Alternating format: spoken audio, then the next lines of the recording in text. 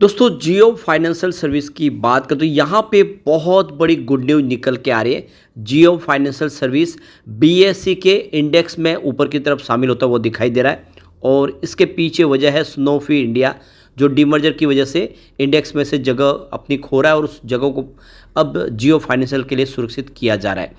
तो एक बहुत बड़ी गुड न्यूज़ है। लगातार आप देखें तो इसकी पोजीशन बढ़ रही है। जियो फाइनेंशियल सर्विस जिसका मार्केट कैप भी बहुत ही शानदार है और उस हिसाब से देख सकते हो कि ये स्टॉक आने वाले समय कुछ कमाल तो कर ही सकता है।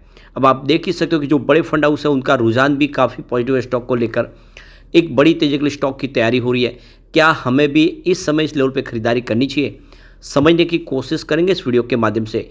इसके अलावा आरबीआई की तरफ से भी जो एक बड़ी गुड न्यूज़ है उसको भी समझने की कोशिश करेंगे। लेकिन फ्रेंड उससे पहले अगर आप पहली बार हमारे चैनल पे आए तो चैनल को सब्सक्राइब कर दीजिए, एक बेल आइकॉन दबा दीजिए ताकि जब भी नया वीडियो बने पहला नोटिफिकेशन आपको मिले। वीडियो पसंद आए तो लाइक से जरूर कीजिए। चलो फ्रेंड्स वीडियो स्टार्ट करते हैं। मैं हूँ आपका दोस्त एसपी दवे और हमारे अपने चैनल ऑनलाइन कमाई में आपका बहुत बहुत स्वागत है। तो सबसे पहले जियो फाइनेंशियल सर्विस के कारोबार की बात करें फ्राइडे की, तो स्टॉक की शुरुआत बिल्कुल फ्लैट हुई 349 पर जो गुरुवार की क्लोजिंग थी। इंट्राडे में 347 का लो भी बना, तो इसका मतलब है कि स्टॉक के अंदर गिरावट हुई। लेकिन निचले लेवल से जिस तरह से खरीदारी लौट के आई, काफ़ी शानदार इसने दौड़ लगाई। 355 का इसने हाई बनाया और क्लोजिंग ऊपर की तरफ ही रही है 354 के आसपास, जहाँ पे 1.36% की तेज़ी देखने को मिली। तो वैसे तो बाज़ार में काफ़ी शानदार तेज़ी थी, उतनी बड़ी दौड़ नहीं लगी। और यहाँ पे वजह यह है कि सबसे बड़ी इस समय जो रिटेल इन्वेस्टर काफ़ी ज़्यादा पैनिक कर रहे हैं, उनको लग रहा है कि बाज़ार में फिर गिरावट होगी। लेकिन जो सबसे बड़ी गुड न्यूज़ है कि काफ़ी दिन के बाद एफआईआई ने फ्राइडे को बाज़ार में शानदार खरीदारी की है और इससे हम कह सकते हैं कि एफआई बाज़ार में फिर से लौट के आ सकते हैं और एफआई की खरीदारी शुरू होगी तो बाज़ार नई ऊंचाइयों पे जा सकता है। जो इस समय आप देखें तो एक तरह से ऑल टाइम हाई पे आज आ चुका है, एक नई फ्रेश हाई बनाई है और एक नया इतिहास रचा है सेंसेक्स ने। वॉल्यूम देखें तो लगभग स्टेबल है। यहाँ पे पिछले एक महीने पहले इसका 2 करोड़ का वॉल्यूम था, 1 करोड़ की डिलीवरी उठाएगी। 1 वीक पहले 3 करोड़ का वॉल्यूम हुआ, 2 करोड़ की डिलीवरी उठाएगी। और गुरुवार को 2 करोड़ का ही वॉल्यूम था, 90 लाख की डिलीवरी उठाएगी। फ्राइडे को फिर से 2 करोड़ का वॉल्यूम हुआ, 1 करोड़ का डिलीवरी बेस काम हुआ, यानी वॉल्यूम लगभग एक जैसे ही है काफ़ी समय से। यहाँ पे जो सबसे बड़ी बात है कि स्टॉक ने 394 का हाई बना दिया था और अभी उस लेवल से स्टॉक करेक्ट हो चुका है, फिर से एक तेज़ी के लिए तैयार हो चुका है। 350 के आसपास मिल रहा है, एंट्री बिल्कुल की जा सकती है। अब जो बड़ी अपडेट निकल के आ रही है, बीएसई इंडेक्स रीसफल करने जा रहे हैं। तो जून महीने में आप देखें तो यहाँ पे सनोफी इंडिया की जगह जियो फाइनेंशियल सर्विस ले सकता है अलग अलग इंडेक्स के अंदर। तो देख सकते हो कि बीएसई की तरफ से इसकी अनाउंसमेंट हुई है 13 जून 2024 को। अगर आप देखें तो इसमें इंडेक्स में बदलाव होगा।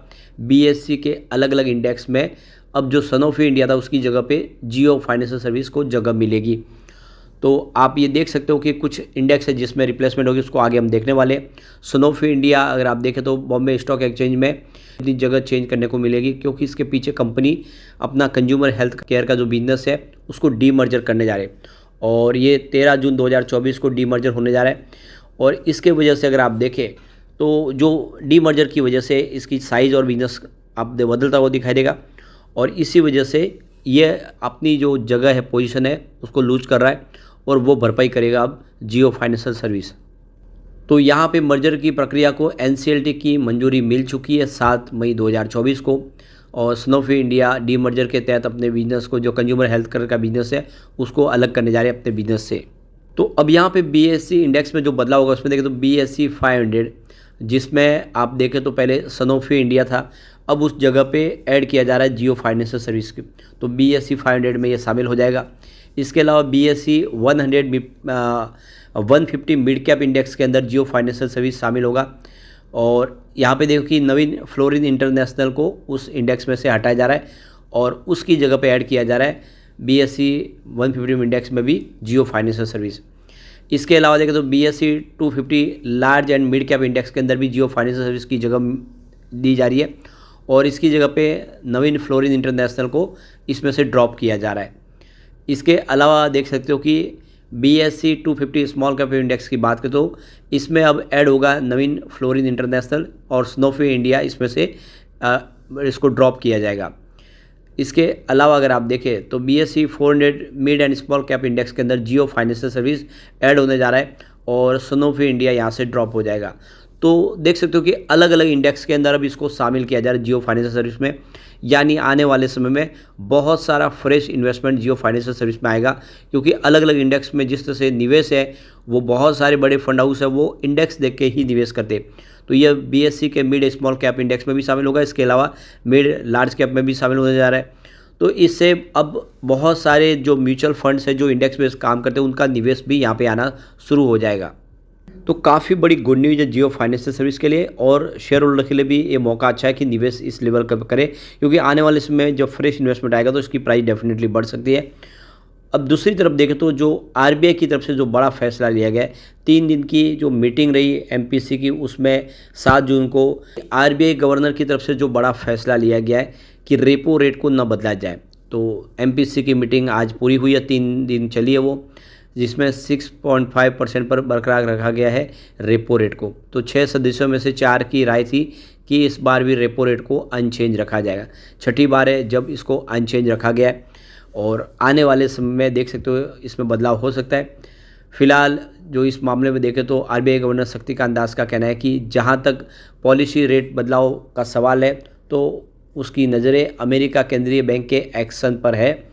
हमारी नज़रें विकसित अर्थव्यवस्था वाले देशों में बनी हुई है, साथ हम लोकल फैक्टर्स को भी ध्यान में रख रहे हैं। इन चीज़ों को ध्यान में रखने के बाद ही इंटरेस्ट रेट को लेकर कोई फैसला लिया जाएगा, यानी भविष्य में फैसला लेने के लिए कुछ बड़े पॉइंट है, बिंदु है, उसके ऊपर ध्यान रख के ही RBI फैसला लेगी। फिलहाल अनचेंज रखा है, तो जो लोगों की EMI है उसमें भी बदलाव नहीं होगा। जैसे कि जियो फाइनेंशियल सर्विस भी कंज्यूमर प्रोडक्ट के ऊपर फाइनेंस प्रोवाइड करती है, तो उनकी जो EMI होगी वो यहाँ पर कम होती हुई दिखाई देगी, वो सेम EMI आपको भरनी होगी।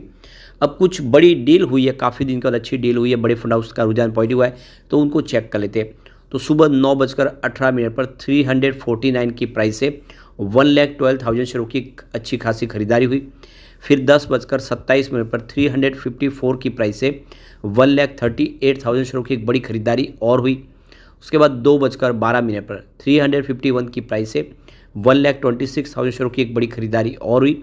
तो फिर 2:21 पर 353 की प्राइस से 5,33,000 शेयरों की बम्पर खरीदारी हुई थी, यानी किसी बड़े फंड हाउस ने काफ़ी भारी मात्रा में शेयर खरीदे।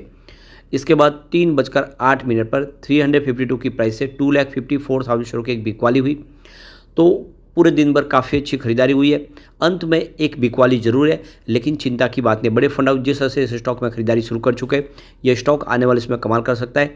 ऐसे में लॉन्ग टर्म इन्वेस्टर के लिए अच्छा मौका है कि जियो फाइनेंशियल सर्विस में निवेश किया जाए। लेकिन फ्रेंड, कोई भी इन्वेस्टमेंट करने से पहले अपने फाइनेंशियल एडवाइजर्स बड़े ले ले या अपना खुद का रिसर्च करें, क्योंकि मैंने वीडियो आपके एजुकेशनल पर्पज़ के लिए ही बनाया। वीडियो पसंद आए तो लाइक से जरूर कीजिए और चैनल को सब्सक्राइब कर दीजिए। Thank you friends.